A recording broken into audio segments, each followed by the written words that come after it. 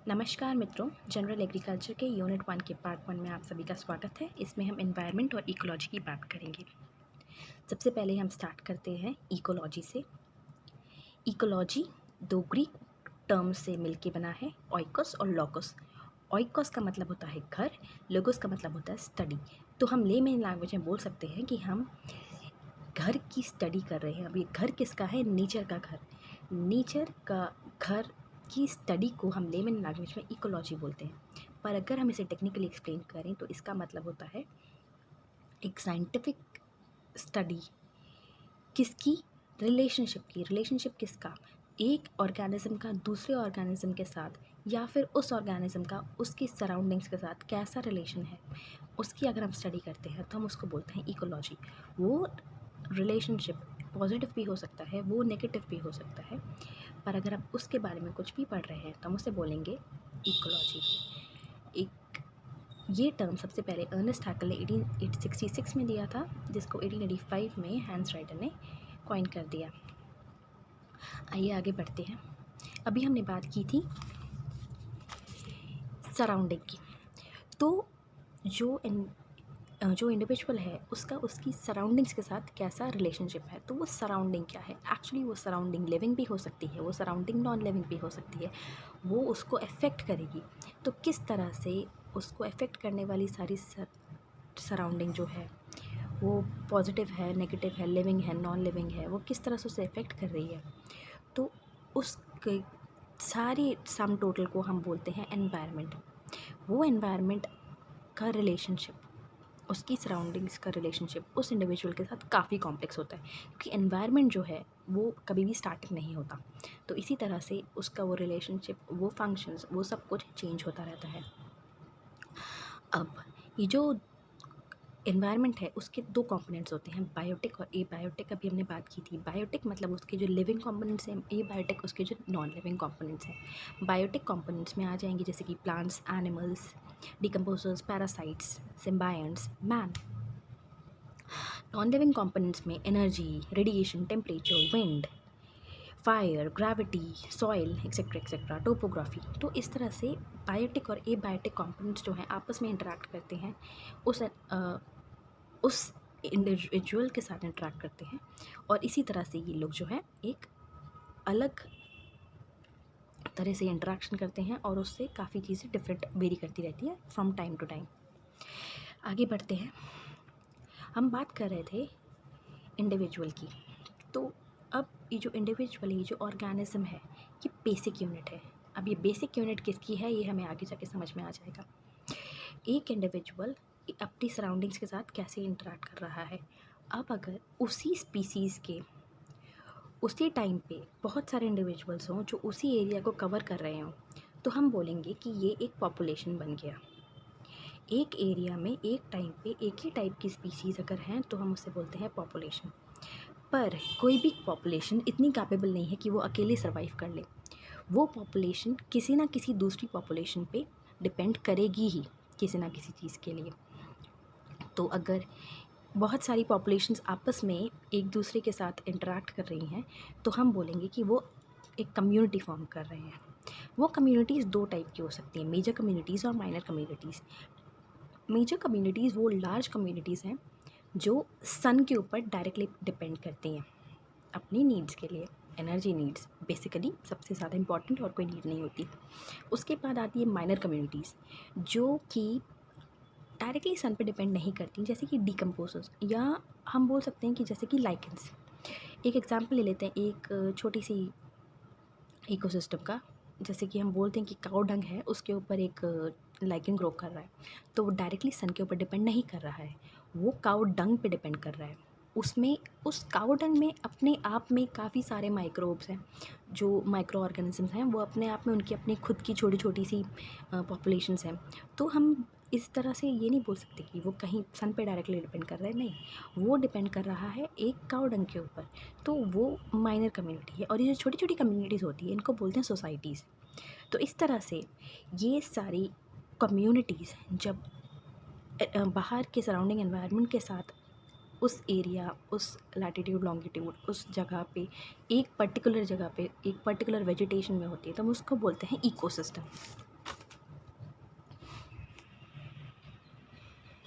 आइए तो हम इकोसिस्टम के कंपोनेंट्स ध्यान से देख लेते हैं। हमने बात की थी बायोटिक और एबायोटिक कंपोनेंट्स की। उसके बाद आते हैं बायोटिक कंपोनेंट्स को हम डिवाइड कर सकते हैं ऑटोट्रॉफ्स, हेटेरोट्रॉफ्स में, और एबायोटिक कंपोनेंट्स को हम डिवाइड कर सकते हैं ऑर्गेनिक, इनऑर्गेनिक और क्लाइमेटिक। ऑटोट्रॉफ्स, ऑटो मीन्स अपने आप, तो ऑटो अपने आप अगर कुछ हो रहा है, क्या हो रहा है, फूड का प्रोडक्शन। अगर कोई ऑर्गेनिज्म खुद अपने आप फूड प्रोडक्शन कर पा रहा है तो हम उसे बोलते हैं ऑटोट्रॉफ। ऑटोट्रॉफ्स भी दो टाइप्स के होते हैं, फोटोट्रॉफ्स और कीमोट्रॉफ्स।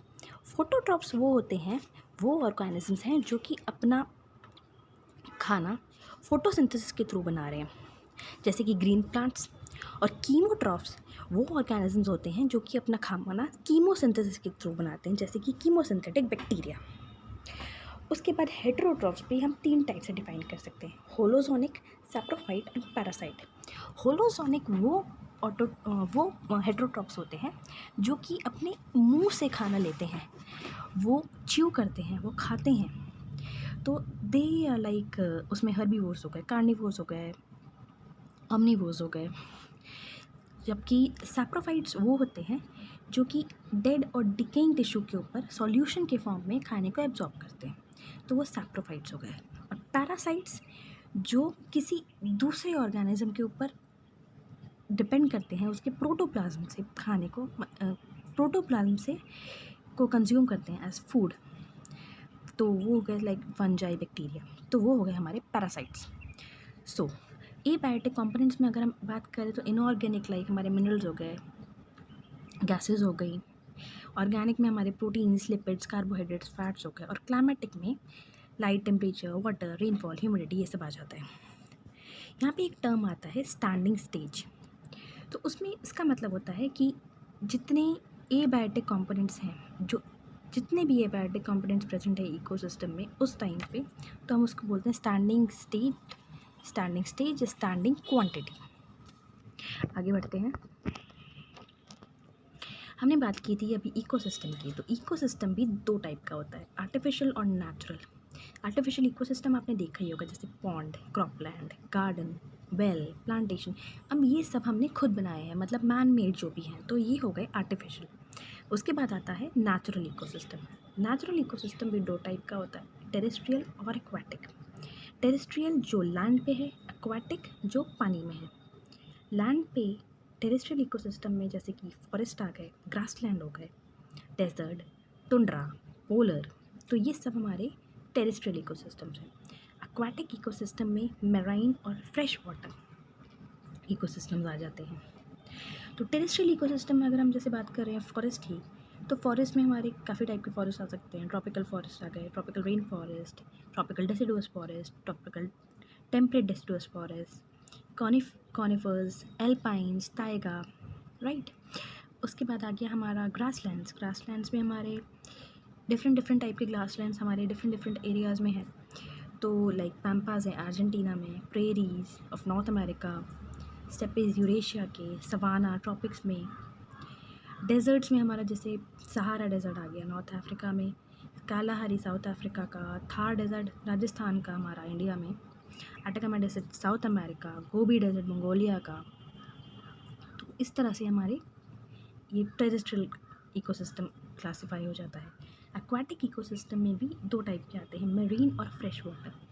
मेरीन में हम बात कर सकते हैं ओशनिक, एस्चुरीन और डेल्टाइक। ओशनिक जो ओशन से फॉर एग्जांपल, एस्चुरीन जो है हमारा सी और कॉन्टिनेंट के बीच का पोर्शन, और डेल्टाइक जैसे कि सुंदरबन डेल्टा।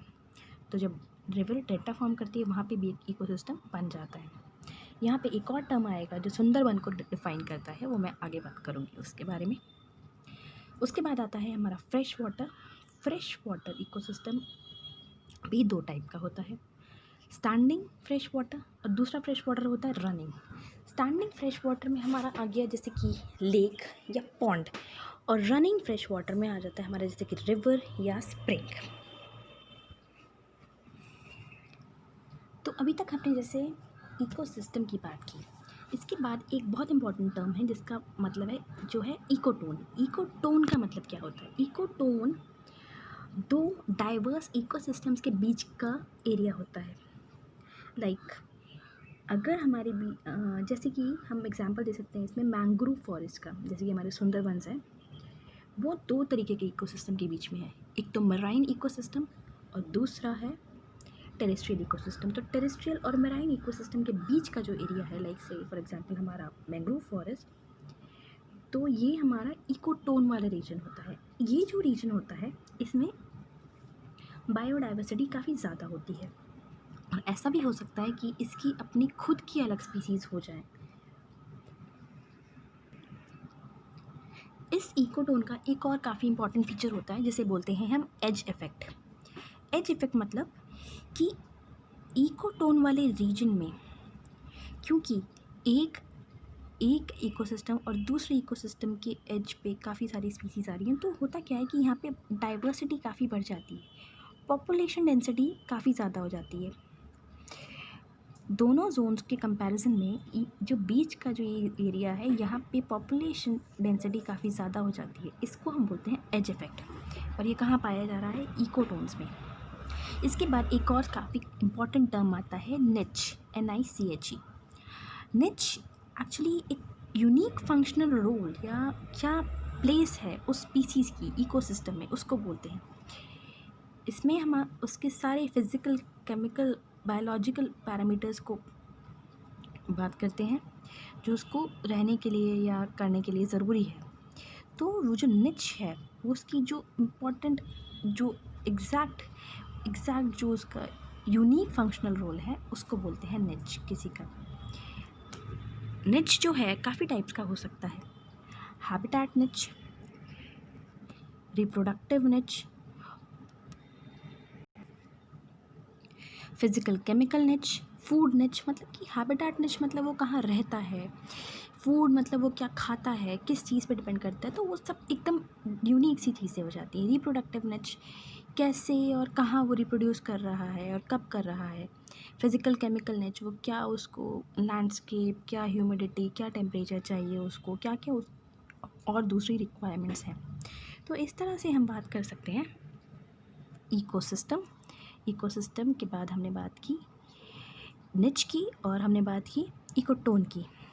अब एक और बड़ा इम्पॉर्टेंट टर्म आता है जिसका मतलब जो है बायोम। अब बायोम क्या होता है? बायोम बायोस्फीयर का वो पार्ट है जहाँ पे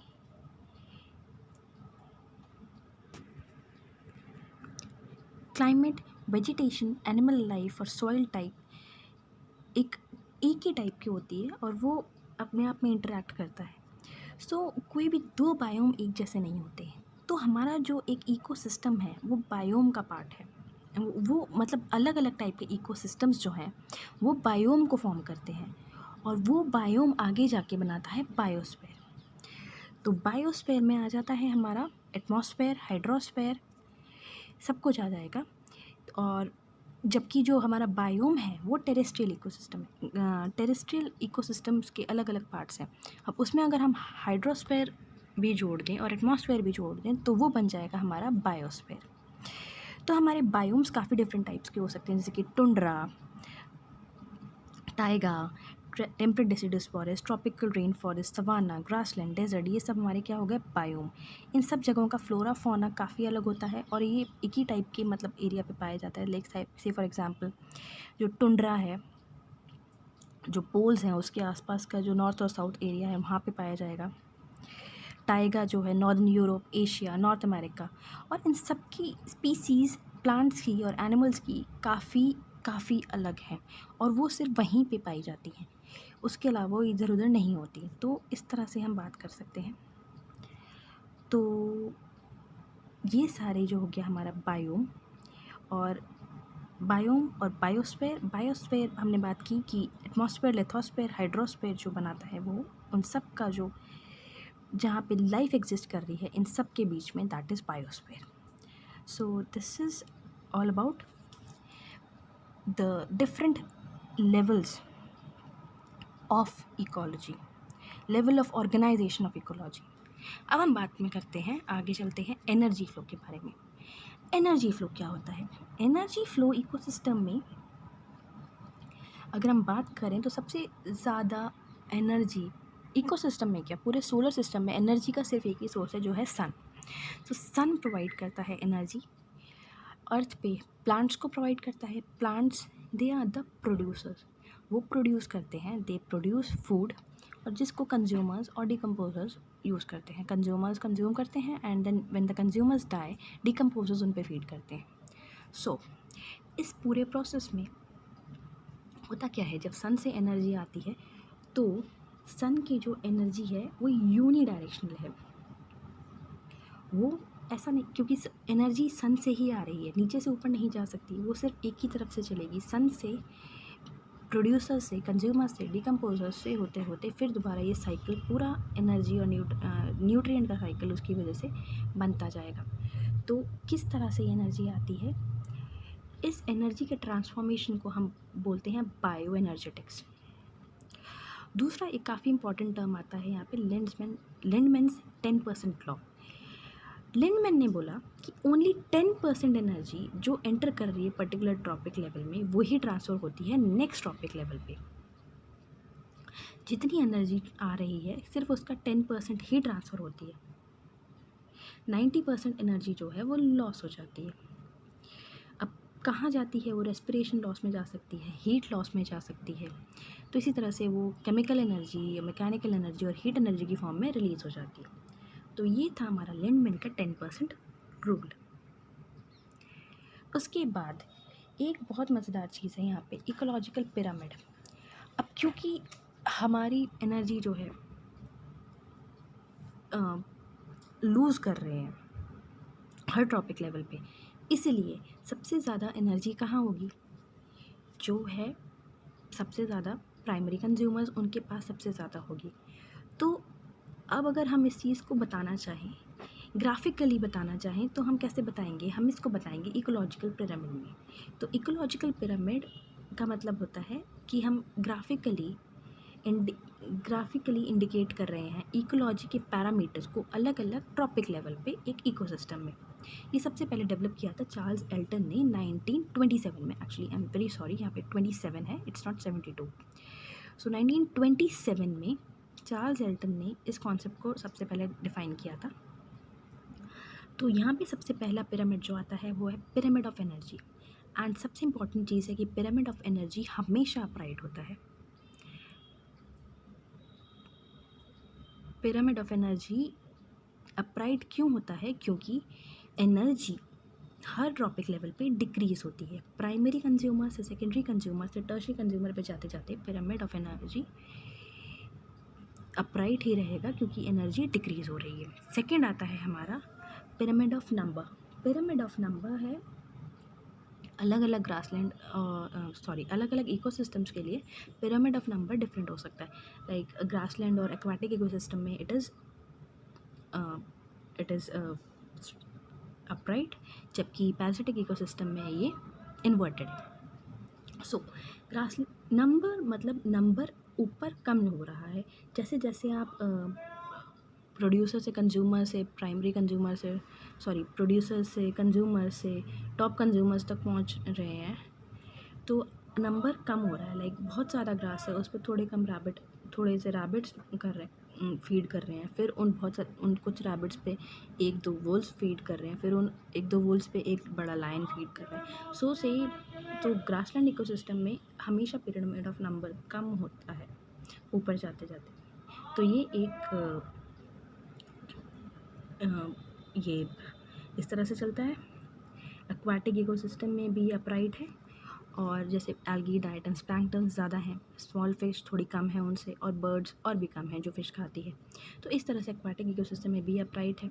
जबकि पैरासिटिक इकोसिस्टम की बात अगर हम करें तो एक पेड़ है जिसके ऊपर बहुत सारे फ्रूट ईटिंग बर्ड्स हैं, और उन हर एक फ्रूट ईटिंग बर्ड पर बहुत सारे लाइस और बग्स हैं। तो इस तरह से पैरासिटिक इकोसिस्टम जो है हमारा वो क्या हो गया? इन्वर्टेड हो गया। उसके बाद हम बात करते हैं पिरामिड ऑफ बायोमास की। पिरामिड ऑफ बायोमास भी अपराइट और इन्वर्टेड हो सकता है डिपेंडिंग कि वहाँ क्या हो रहा है। लाइक एक ट्री का बायोमास एक डियर या एक एलिफेंट के बायोमास से कम ही है, सॉरी ज़्यादा ही है। तो एक ट्री का बायोमास ज़्यादा है, उसके बाद डियर या एलिफेंट का थोड़ा कम है और लायन का और भी कम है। तो इस तरह से बायोमास जो है अलग अलग टॉपिक लेवल पे काम हो रहा है। जबकि अगर हम एक्वाटिक सिस्टम में बात करें कि डायटम्स या फाइटोप्लैंक्टन्स का बायोमास कम है, वो बहुत ज़्यादा हैं पर उनका बायोमास कम है। उसके ऊपर जो हर्बीवोरस फिशेज़ हैं छोटी छोटी, उनका बायोमास डायटम्स और फाइटोप्लैंक्टन से ज़्यादा है। जबकि जो बड़ी कार्निवोरस फिशेस हैं उनका बायोमास और भी ज़्यादा है। तो इस तरह से हम बोल सकते हैं कि बायोमास जो है में या एक्वाटिक इकोसिस्टम में ये इन्वर्टेड है। तो इस तरह से हमने इकोलॉजिकल पिरामिड्स के बारे में बात किया। इस लेक्चर पे अगर आपको कोई भी सवाल हो तो आप मुझे टेलीग्राम चैनल पे बात कर सकते हैं, और आप और आगे नेक्स्ट लेक्चर्स के लिए आप सब्सक्राइब कर सकते हैं। इवन यहाँ पे मैं एक और बात बोलना चाहूँगी कि आपको अगर केवल और केवल एनवायरनमेंट रिलेटेड लेक्चर्स चाहिए तो लिंक आपके डिस्क्रिप्शन बॉक्स में है। एक और चैनल है जिसमें केवल और केवल एनवायरनमेंट से रिलेटेड लेक्चर्स होंगे, तो आप उसको भी जाके देख सकते हैं। एंड हैप्पी लर्निंग, की स्टे ब्लेस्ड।